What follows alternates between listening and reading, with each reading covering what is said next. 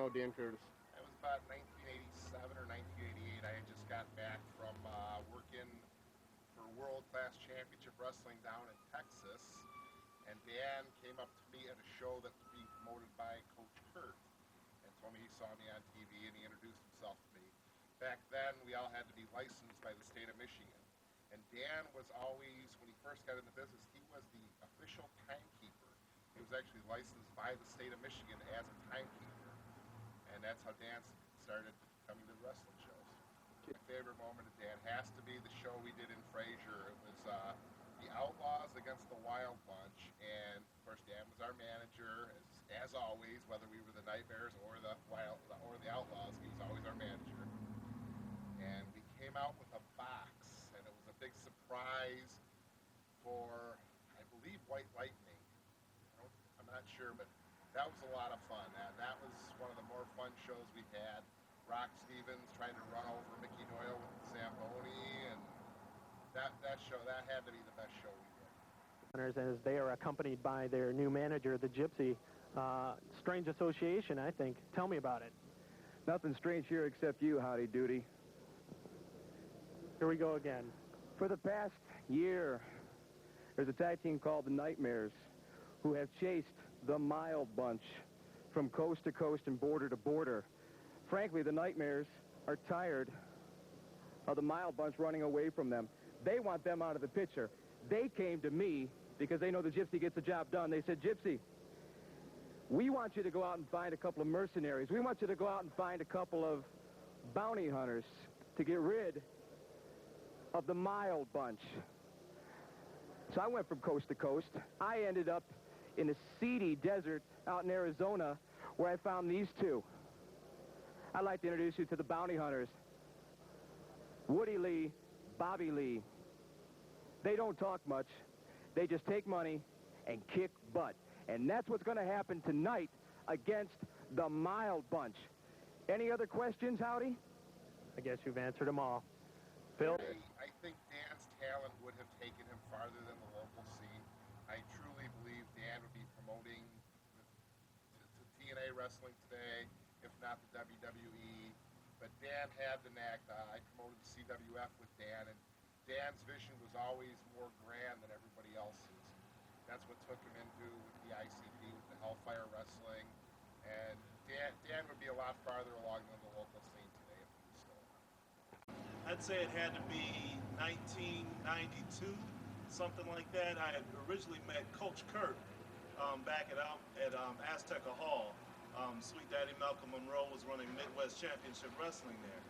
And Coach Kurt was in the audience, and I was helping Malcolm book the shows at that time. And later on, I got contacted from Coach Kurt to referee for his promotion. He had Motor City Wrestling, and Dan Curtis was his partner at the time. I knew about Dan Curtis because he had hosted or co-hosted Coach Kurt's Wrestling Hotline with him. You know, Travels with the Gypsy. You know, so I would call sometimes and get scoops on what was going on, upcoming shows. But I met Dan Curtis working with Coach Kurt, and we never really, I won't say we were ever really friends. You know, we were more associates through wrestling. He gave me a few tapes of ECW, that type of thing. But for the most part, I would say Dan Curtis and I were more rivals in professional wrestling than actual buddies. But I'm a reasonable person. I think we can settle this outside of court, and I'll tell you how. I'll be the first to admit I'm not a wrestler. Well, I can handle myself pretty good in the ring, but I'm not a wrestler. A.T. Huck, I think he'd like to be a wrestler. He's always getting in my face and trying to push me around, but he's not a wrestler either. So I think the best way that we can settle this, and this is what I want a match signed by Motor City Wrestling that will put me in the ring, the Gypsy, against A.T. Huck, one-on-one. Now, I don't care if it's a scaffold match on a thing like this, whether it's a lumberjack match. In fact, I'd prefer that to make sure that he can't run. Heck, you can put us in a cage. I don't care what it is. I want Motor City Wrestling Commissioner Terry Moore to put a contract together. I will sign it. I want Huck to sign it. I want Huck in a match, and we're going to settle this score. I may have a broken foot now, but there's going to be a much higher price for Huck to pay once we get things settled in the ring. Now, that's out of the way.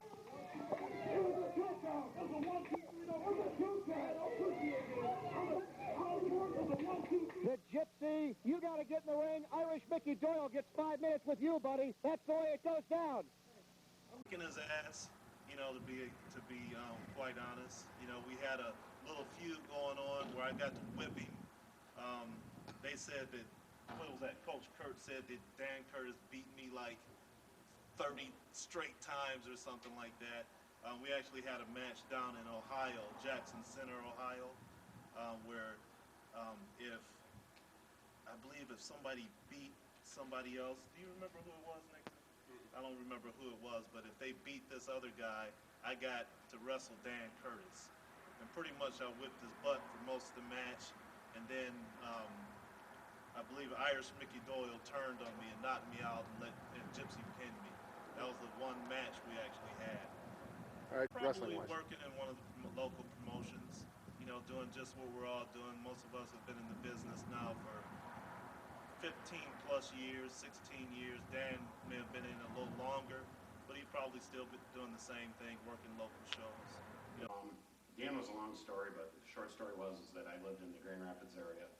And Dan ran a trivia contest on his hotline and would stump people and offer free tickets or a free VCR tape back in those days or an action figure or whatever. And I never wanted the gifts or the prizes. I just wanted to stump them, you know. And over the course of many, many months, I was never able to stump him. You know, he'd call, leave me a message and say, you know, blah, blah, blah, blah, here's the answer. Too bad, too sad, you suck, you're not getting nothing. So that's kind of how I got to know Dan. What were some of your favorite moments of Dan in the ring?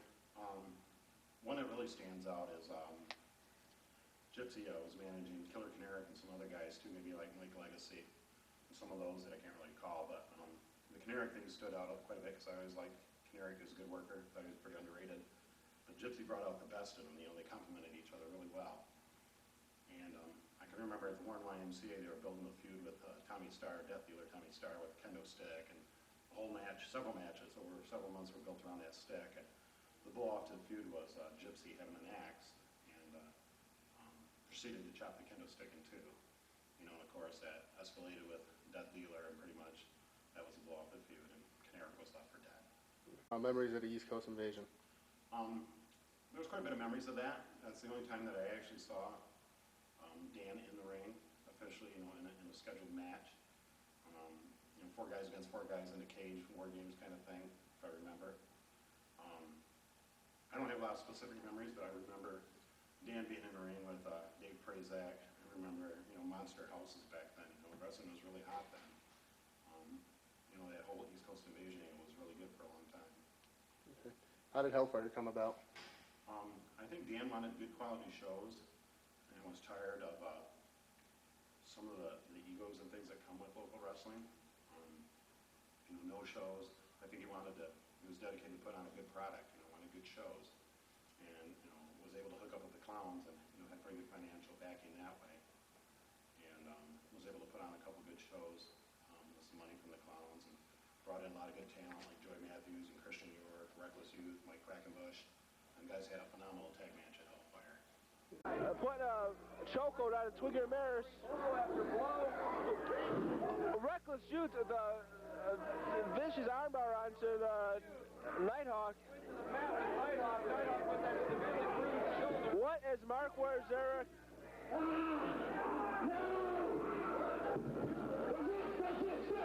Stop this match! Bring him out! What? The guy's got a broken shoulder!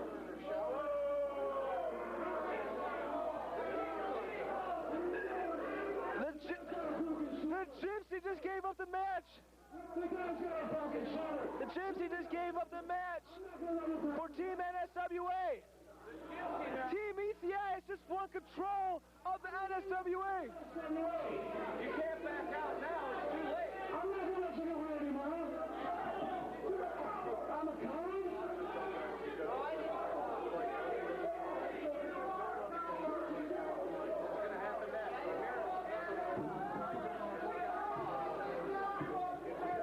The fans are puzzled here. The Gypsy has joined Team ECI! Live today, what would his legacy be? Or where would he be today? Where would he be today? I don't know, it's kind of bittersweet because I kind of feel like sometimes maybe Dan would have been disgusted with some of the local product, you know, just with all the backyard feds and guys not having ring attire. Then I think he'd look at some of these other guys that are just phenomenal. Look at guys like Gutter and Nate that have, you know, come along so far and progressed so well. And then, you know, there are guys like that, like Nate Manson and Gutter, that are just as good as anybody, you know, and I think Dan would be proud of some of those guys. Another thing of his legacy that I think of is how some people were able to find some goodness from Dan. I mean, we all did, don't get me wrong. But Dan had a kind of a significant other, I think Heather was. She was a nice girl, and of course she was absolutely devastated when Dan passed, as we all were. And she wanted tapes of Dan and pictures, and I provided tons of pictures. You know, and I've asked myself many times over the years, you know, why do I do this, you know? Why do I take pictures? Why do I drive hundreds of miles? And, you know, I let things affect my personal life all for the love of wrestling, you know? And it's that whole thing that why we all do it, you know, once you get it in your blood, you just can't walk away. It's very hard to.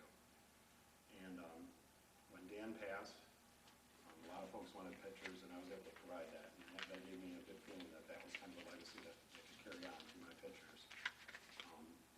After Dan passed, and Heather wanted some pictures and tapes, and I told her about a fellow that was a good buddy of mine that I've known probably longer than anybody in this business, Rick Davies, and he lived in Bay City at the time. And I said, if anybody's got tapes of Dan Curtis from the old Motor City Wrestling days, it would be Rick Davies.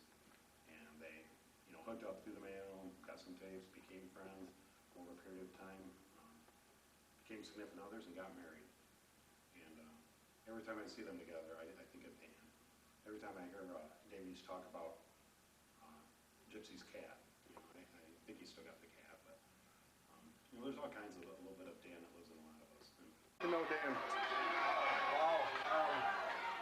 Probably my second year in the business. I wrestled mostly with the Canada guys and whatever, and as soon as I came over to the States, the Great Lakes Wrestling, instant friends straight away, probably 95, yeah. What's your favorite time in the business with Dan? Your favorite moment? Ironically, we did way too much in the business to have a favorite, but me and him actually hung out outside, and he used to also work for the Detroit Vipers, and he would leave me tickets in will call, and I'd go to the games, and we'd hang out afterwards at Hoops and the Palace Grill and all that, and we did that quite a bit, so it was actually more of a friendship than an acquaintanceship. So. If Dan hadn't passed away, where do you think he'd be in the business today? And what do you think he'd think of the business today? He would be here tonight. He would be probably disgusted by the business like most guys are, but he would be just hemming away trying to make it better. One show at a time, that's what he did, you know. He lived for this business, so definitely missed the guy for sure. Well, what happened between me and Dan Curtis is when I first started wrestling in 1996, I started wrestling for my dad, Sweet Daddy Malcolm Monroe, underneath the hood because I didn't want to be known as Malcolm Monroe Jr. So we started the BBA character. Dan Curtis and his partner, Johnny Diamond, was in competition with my dad and trying to shut my dad out of the business, and they tried to recruit me, my dad's son. They said, Malcolm, how much is your dad paying you? And I want to shoot with you. I said, my dad's paying me between 50 and 100. Well, we'll give you 150 if you come work for us. I'm like, dude, that's my dad. That's family. I'm not going to leave my dad. It was like, we want you to leave him. And I said no, and we left it at that. Okay, what happened with the angle between your dad and Dan at the NSWA show? The angle between Dan. Well, in between that angle and the time I just talked about, there was some heat that went on between my dad, and I tried to be the peacekeeper. So Dan invited me and my dad and my brother, fake brother, Tony Smalls, to an NSWA show. He said, hey, I got a great angle for us to do. ICW, which is Insane Championship Wrestling, Sweet Daddy's promotion at the time, and Dan Curtis and Johnny Diamond was running NSWA. Had a great angle, ICW versus NSWA. We started at one of the shows, I can't remember, it was in Westland, and we want you guys to come in the main event, and I think it was Tommy Starr and somebody in the main event. We want you to do a run-in. This is Dan Curtis talking to me and my dad. We want y'all to do a run-in, and we're going to come out, and, you know, it's going to be a big feud. Apparently, nobody knew about the feud but me, my dad, and Tony Smalls, and Dan. We get in the ring, start giving Tommy the boots. He's no-selling, like, what's going on, what's going on? You know, we just beating him down. Next thing you know, the locker room clears out. Everybody got chairs and everything, so we're standing in the middle of a ring full of 20, 30 people wants to kill us, and we're thinking it's an angle.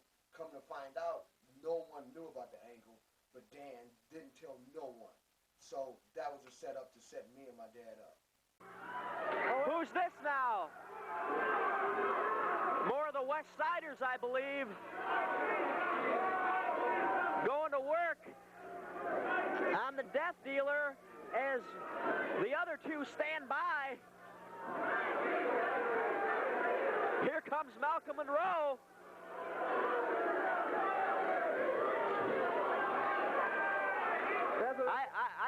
I don't know. Several lines have been drawn here tonight. Oh, here comes Buddy Bill. Well, Jimmy V. NSWA, ICW, I don't know what's going on here.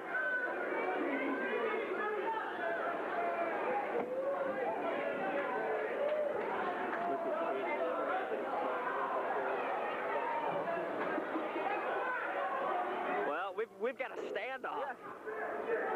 Triple threat.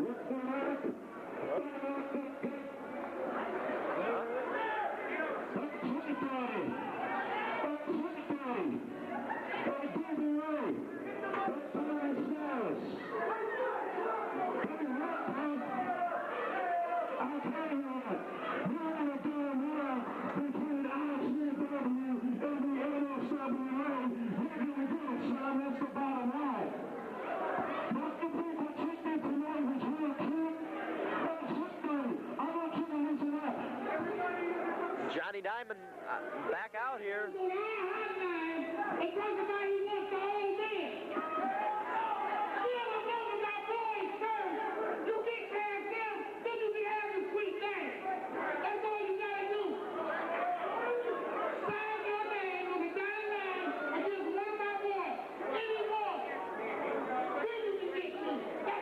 Federations are crossing, it looks like, right here. ICW is challenging the Northern States Wrestling Alliance.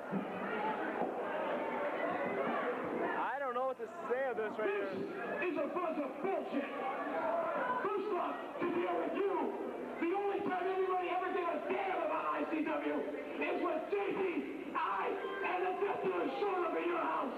Nobody else gives a damn about ICW except when we show up. You back off. Gotta agree with the Gypsy. Let me say one thing. All you fans out here that don't know, if you don't know, they invaded our show last 3 weeks ago. They attacked my son, the Death Dealer. So now we're doing a payback. You understand what I'm saying? Because this is the West Side. We don't play that crap. You read the back of our shirt. Read the back of our shirt and see what it says. You know the thing. Well, the reason you want me to read the back of your shirt, son, is because you don't know how to say it. Take your foot damn down. This is the NSWA. This is our friggin' house. You do not belong in our house. This NS from the East Coast do not belong in our house. This is the NSWA. Just had a different opinion how wrestling should be. He wanted to push all the old guys. I wanted the new guys to shine. And he basically used me to be his hooker, hurting people in the ring, and then turn around and blame it on me. That's not cool. Okay. How could, what do you think he could have done to probably solve the problem between you and him? What could have been done differently on his end? I don't think there could be anything different. I mean, we had a difference of opinion. He wanted to do it his way. He was a promoter. He was right. That's how it goes. That's how the business is. Cut away by Fury, but look, here comes Skull Gantz.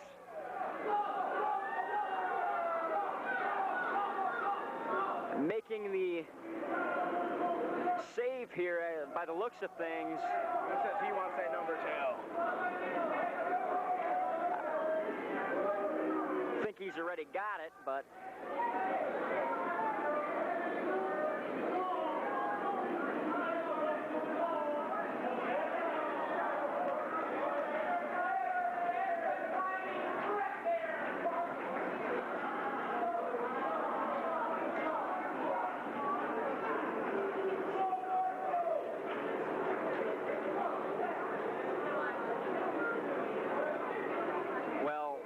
some words being exchanged by Strap Iron Adam Pearce and Skull Gantz.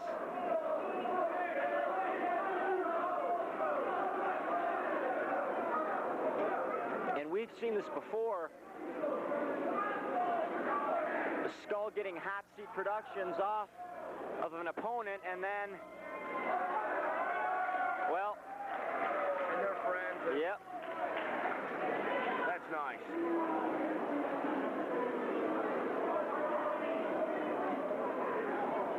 Dan Curtis. I met Dan probably when I was in the Navy, Norfolk, Virginia. I met him through the Wrestling Observer newsletter. He was advertising for tape trading, and I contacted him, and we ended up trading tapes. He'd send me Stampede Wrestling tapes. I would send him Mid-Atlantic. Shortly after that, I was discharged from the Navy, and then I officially met him at the Flint IMA Sports Arena in Flint, Michigan. He had gotten free tickets to a WWF show there, and we met in the lobby of Flint IMA for the first time. Real funny story about that is we had tapes to trade with each other, and we figured that since there'd be a lot of confusion and people leaving the parking lot after the show, we decided let's go out right now before the show starts and exchange our tapes. Well, it had been raining that day, and we were walking down a steep incline towards Dan's car. And all of a sudden, Dan started slipping and sliding and doing the Scooby-Doo. And I reached out, I grabbed him by the arm, and I steadied him, and I kind of looked him in the eye, and I said, "Are you good? Are you good?" He said, "Yeah." The minute I let his arm go, he slipped and fell right on his butt in the mud. And he had these white pants on. So the whole back of his pants were plastered with mud, looked like he crapped his pants. So he had to go through the whole show with this mud all over his pants. It was pretty funny. And shortly after that, we began, talking on the phone. And, I'd probably say, I'm not sure if my date would be right, maybe early 90s, Dan contacted me and said that he was going to be starting a wrestling promotion. And asked me if I would be their photographer. So I went down to, I believe it was Madison Heights. And I was the photographer for the first ever Motor City show that was on Comcast Cable. It was a live show for St. Patrick's Day. And that was my first and last time as the Motor City photographer. After that, Dan asked me if I wanted to wrestle, and I went out and got some gear, and the rest is history. What's your memories of Dan in the NSWA? Well, before the NSWA, Dan had hooked up with the Clowns briefly, and they did Stranglemania. December 18, 1997, the Northern States Wrestling Alliance, in association with Psychopathic Records and the Insane Clown Posse, presented Stranglemania Live. Man versus Woman Thumbtack Death Match. Don Montoya and Skull Gantz, 2 out of 3 tables. The King of the Hardcores, Ian Rotten, Ox Harley, and many more. It's the most insane night of professional wrestling in the history of our sport, now available on home video. And what struck me about that is Dan always stuck up for his friends. And I was booked to referee for the Clowns, and I showed up, and they didn't have me listed in the program as a ref. On the show, and Dan sat and talked to Violent J for 5 minutes, telling him, I had this guy come down, got a babysitter for his kid, and point blank, Jay just said, hey, all the spots are filled. And the one thing I'll remember about that night is Dan actually reached into his pocket and gave me cash and just made me his assistant for the night. I followed him around, I made sure guys were ready for the matches. So Dan always stuck up for me that way. Now the NSWA, that was a great concept. Because Dan was probably one of the first wrestling promoters that started going outside the state, getting outside talent. He had the East Coast Invasion come in. lot of these guys have gone on to bigger and better things. Guys like Simon Diamond and Reckless Youth and Dirty Don Montoya. And then he also had Scrap Iron Adam Pearce, who I believe is the NWA champion right now. And the crowds were enormous. The shows were very well booked. And the talent was very respectful. There wasn't really, there were a few problems with some of the talent, but those people found themselves on the outside. Dan and Art didn't put up with a lot of crap in the NSWA. What are your memories of the first and only Hellfire show? And how did it come about? Again, the Clowns had an idea to do a wrestling promotion, and from what I understand, the only person they felt could really give their promotion credibility and get them off the ground and do a really good job booking was Dan. And Dan put that show together. He was very excited about it. He was very, very, very pleased with the finished product.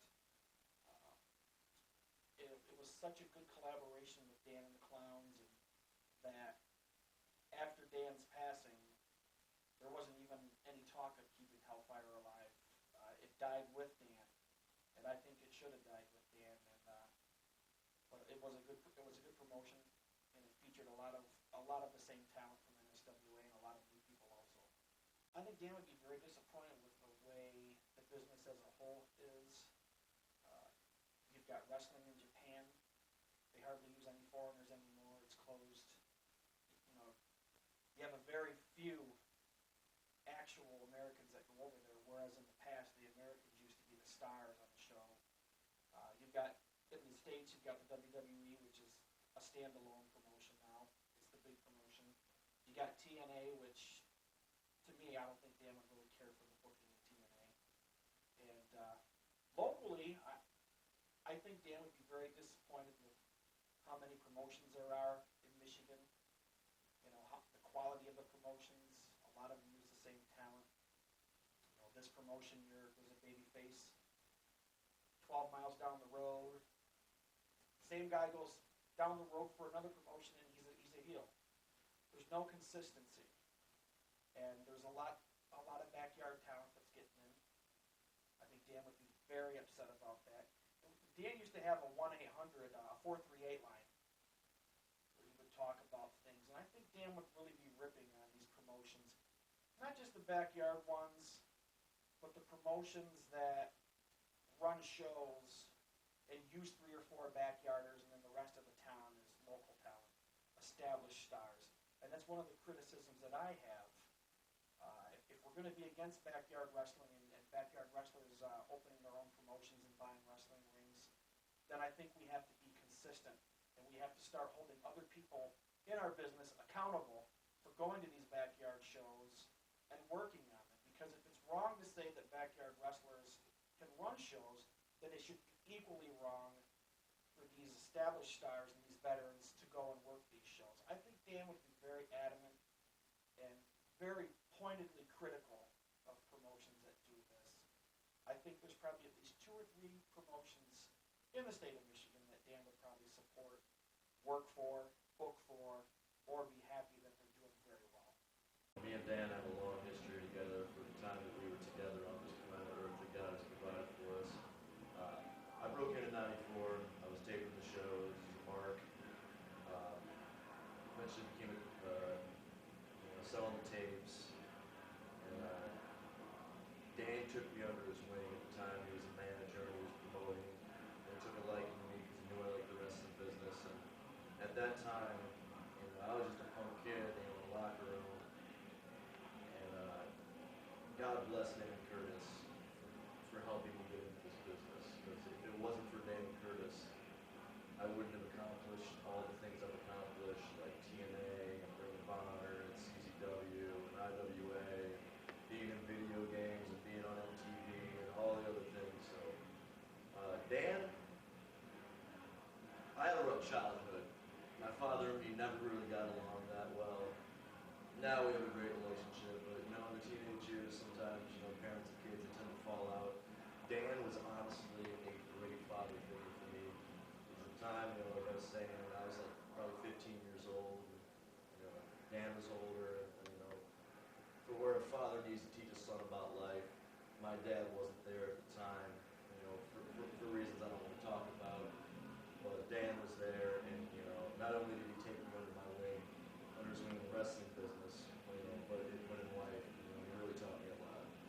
Gentlemen, please welcome Mr. Brian Gorey.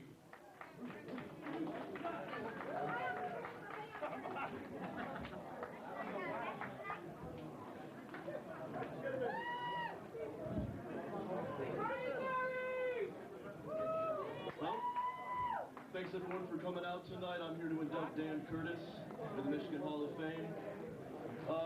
Dan Curtis was like a father figure to me, like in wrestling and in life. When I was having problems at home, Dan was there when I was younger. Big father figure to me. Inspiration.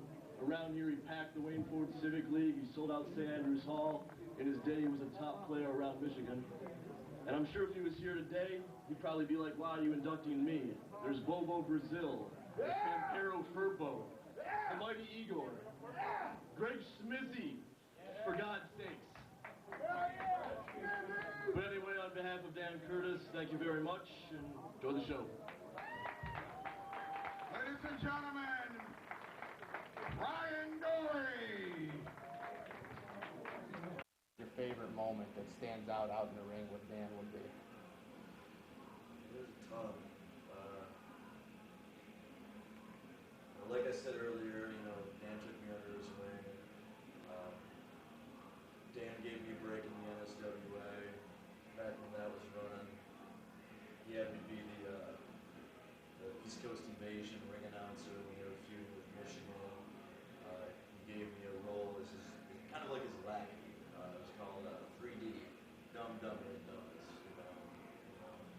Just, you know, having fun, you know, at a young age, you know, just happy to be where I was in the business. You know, like I said, he took me under his wing. When he hooked up with ICP for Hellfire Wrestling, you know, he brought me all the meetings, you know, as an assistant. That was when I was about 16 years old. And the fact that he had faith in me in my wrestling mind at 16, I mean, I cannot give them enough props for helping me with that. You know, and so we did the Hellfire show. Great show. Everybody loved it. Everyone. I did not hear one bitch or complaint from any single worker on that show about that show. Sadly, Dan passed away a couple days later. God rest his soul. I wish to God, you know, that he wouldn't have left here, but obviously God had a plan for him to have a much more important role in heaven. So, because of all of that, dealing with ICP that he helped me with, the next year, when ICP decided to start doing wrestling again, they came up with Juggalo Championship Wrestling, and the first person they called was me, because they knew me from Dan. You know, so that meant, you know, I took over JCW, we sold out St. Andrews Hall on our first show, along with, they wanted me and Dave Prazak. For those unfamiliar with Dave Prazak, right now in 2008, Ring of Honor play-by-play, besides Jim Ross at the moment, there's nobody better on play-by-play than Dave. We sold out St. Andrews Hall here in Detroit. We filmed it for nationwide release. Dave ended up leaving the promotion after that, but then we had a buddy of mine that I got into Psychopathic. His name was Russ. Old school fans might remember him as Mr. Meaner here on the Michigan independent scene. On the tours, he did the Big Flame character. Right now he's chilling and gambling in Vegas and doing really well in poker tournaments, so that's his love right now. So God bless him, and he's doing great with that. And, so yeah, Russ and me flew to LA. We did we produced JCW Volume 1. It ended up hitting #2 on the Billboard Sports and Rec charts for VHS, because DVD wasn't around back then in 2000, and, which was astounding. You know, like a little small company. You know, even though we had money, you know, it's #2 right there in between, you know, the Rock's People's Champion and WrestleMania. That's damn impressive. So we did that. We did the nationwide tour, and sold out a lot of venues, and I made money. I got, you know, my guys and the workers, we all made money,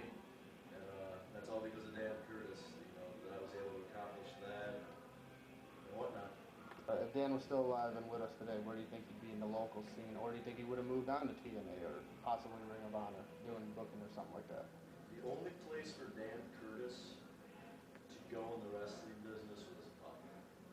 He was a very well-liked person. He wasn't a political person, which is why everybody liked him. He got along with absolutely everybody.